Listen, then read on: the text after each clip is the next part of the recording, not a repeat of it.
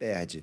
Então, e a coisa do trabalho explosivo, né? Joga. Você não tem isso muito do jiu-jitsu, né? Sim. Se você observar o judô, e olhar para o CrossFit, tem uma coisa legal. É mesmo? No CrossFit você joga a barra para cima várias vezes. Sim, E joga, e vários movimentos diferentes, sim, joga a barra para cima, joga a barra para cima. No judô, você derruba. Tem alguns amigos treinadores de CrossFit que aí se amarram no judoca. É mesmo? Por quê? Porque o judoca segura a barra, não perde a força na mão, tem boa força na mão. O antebraço não Sim, fica chorando. ele não fica chorando, acostumado a levantar peso, acostumado a sofrer com o treinamento, aguenta aquela pressão de novo, e se sente exausto, né? Muita gente, o início do CrossFit é uma temeridade, fica exausto demais. Cara, você está falando aqui, eu estou lembrando de 2 judocas. Uma é aqui do Rio, é a Larissa, o nome dela, se eu não me engano, e um cara que foi campeão brasileiro por vários anos de CrossFit, Anderon, era judoca também. Sim. É verdade. Tem uma característica. Tem. Por exemplo, os métodos de treinamento que usam no CrossFit, antigamente, só se usava em treinamento desportivo. Lá atrás, quando eu me formei, tinha uma disciplina de treinamento desportivo. Tinha fisiologia, biomecânica, né? Mas o treinamento desportivo em si era o quê? É o alto rendimento. Como você olha para fazer a pessoa se preparar para o alto rendimento. Pode ser técnico, pode ser treinador, preparador físico, né? Era a disciplina de treinamento. Então, ali, você olha para o atleta diferente. Né? Como que ele vai se desenvolver para o alto rendimento. Né? Entendi. Então, o treinamento esportivo tinha uma diferenciação para o treinamento tradicional. Né? Entendi. Então, assim, é possível usar o CrossFit como preparação física? Sim, É mesmo? sim, porque os elementos condicionantes são bem próximos. Você vai ter que adequar o treino dele. Sim, talvez a volume, intensidade, para onde eu quero trabalhar mais, mas realmente condiciona bem. Porque eu tinha um professor que ele falava, já na década de 90, que os métodos de treinamento esportivo, salto, borracha, arremesso, arranque, peso livre, né? Sim. Iam invadir as academias. Na década de 90, as academias não gostavam muito, era uma coisa meio fitness, meio wellness, né? Verdade. Sala de musculação, sem muita explosão, a coisa mais... Sem soltar peso. Sem soltar peso, né? Você pensou isso. Sim. Então, hoje em dia, lá naquela época ele falava, né, sobre a medicina oriental, né, acupuntura, os choques elétricos que estão na musculatura, que ia invadir os locais de treino. E hoje em dia, realmente... Ele já falava isso? Já falava isso. A visão dele... Caramba. Professor Edson Nascimento. Caramba. Ele era preparador físico do basquete ou do remo, ele foi para o basquete, do basquete foi para o remo do Flamengo. Então, naquela época, ele já falava sobre isso. E realmente invadiu. Deixa eu só melhorar aqui a minha colocação. Elementos do CrossFit podem compor a preparação física. Sim. Não necessariamente um treino de CrossFit. Sim. Né? Mas mesmo treinando CrossFit, tendo um olhar que você vai fazer outra modalidade, né? Você realmente consegue... Você olhar o local de trabalho meu, é uma sala de CrossFit, praticamente. Sim, já viu o Rafael dos Anjos treinando. É praticamente uma sala de CrossFit. Barra livre, elástico, querobel, entendeu? E caixa, pulo. Eu já vi preparador físico falar que atleta de luta não precisa treinar. Como é que você chama esse exercício? Pliometria. Sim, isso é controverso. É difícil, porque é o ciclo que a gente chama de ciclo alongamento e encurtamento, né? Então, quando o músculo que se alonga para depois se encurtar rápido. Isso é uma característica muscular nossa, que na década de 60 foi descoberto. Né? Os saltadores triplos, né? E eu olhava para aquele cara, como é que aquele cara suporta tanto peso, uma perna bate uma, bate duas, bate três, e começaram a estudar isso. Né? Quando você tem o ciclo...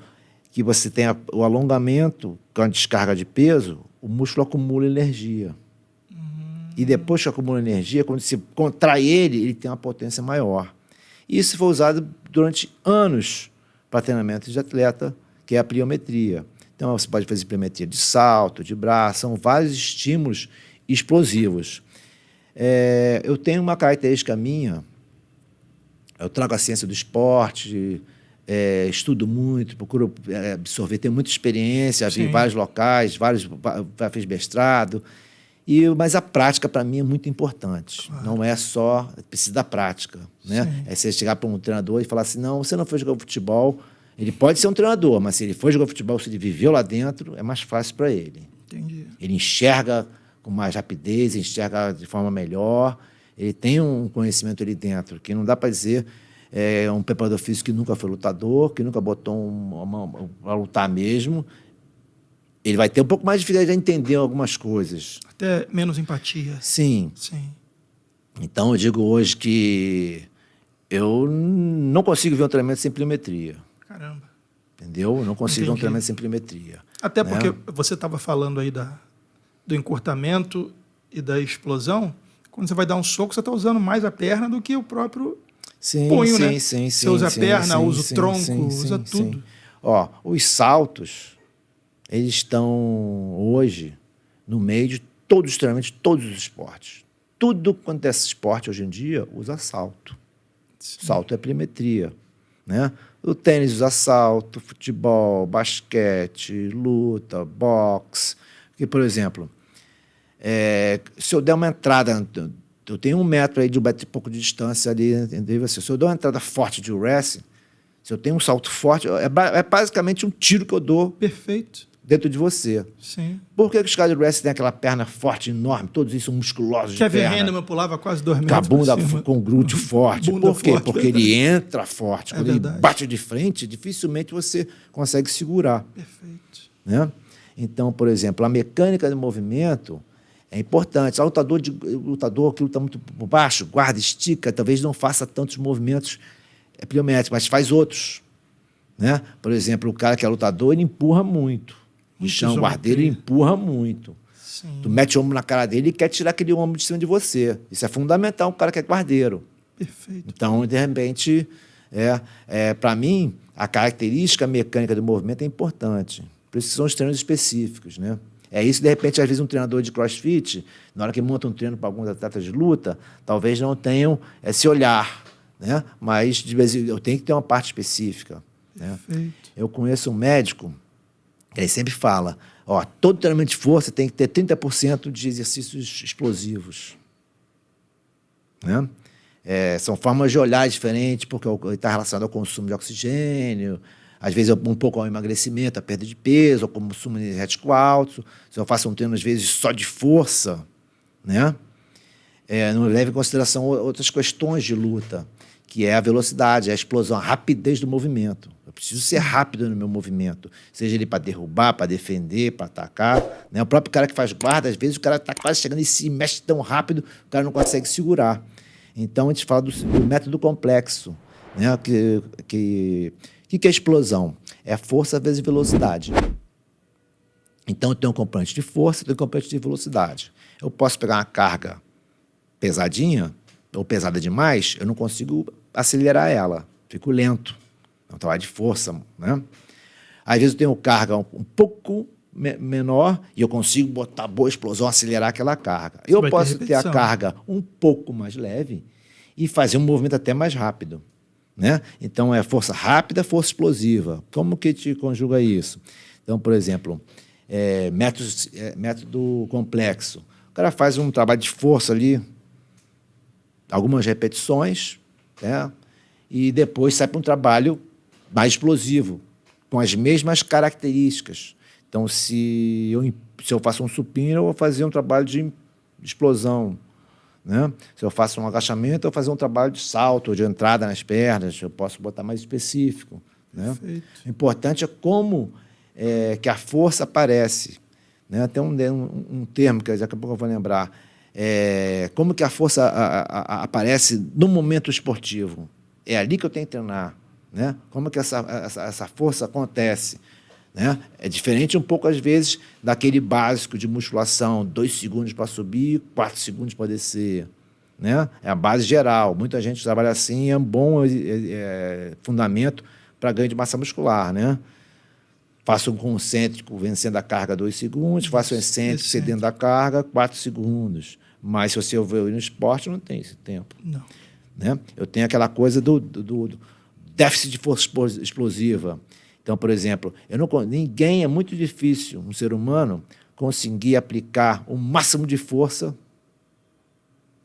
no movimento, o máximo da sua força. A minha força botar um número, X, conseguir botar naquele movimento. Às vezes, se consegue chegar perto, não consegue repetir ele várias vezes. Entendi. Entendeu? Entendi. Eu preciso de vários componentes para gerar aquele movimento explosivo. Então, você gerar força rápida é diferente de você ser forte e hipertrofiado. Perfeito. Dado isso, para um lutador é mais importante tempo de recuperação do que o endurance.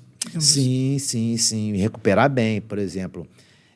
O sistema aeróbio, ele que remove, basicamente, tá?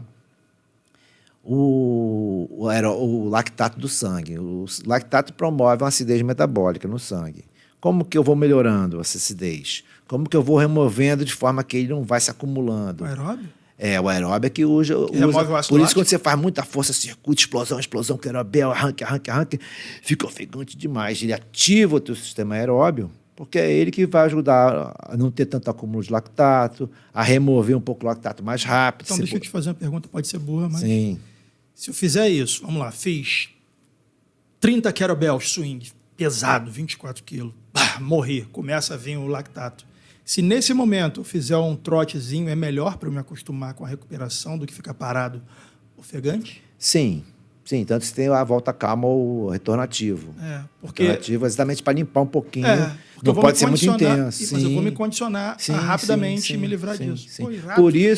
Por isso que tem as pausas. A pausa é para isso. Você não faz um treinamento intenso desse seguidamente. Você tem a pausa. Só de dar a pausa, o sistema aeróbio, já a temperatura já sobe, começa a suar e ele entra em ação. E se eu me mantiver em pé andando... Se andar um pouquinho, acelerar um pouquinho isso aí, já se mostrou que ele limpa um pouquinho melhor. Que maneiro. Ele limpa um pouquinho melhor, mas não pode exagerar demais, senão ele começa a produzir de novo. Vou testar. Se eu tentar andar em cair, eu te mando o vídeo.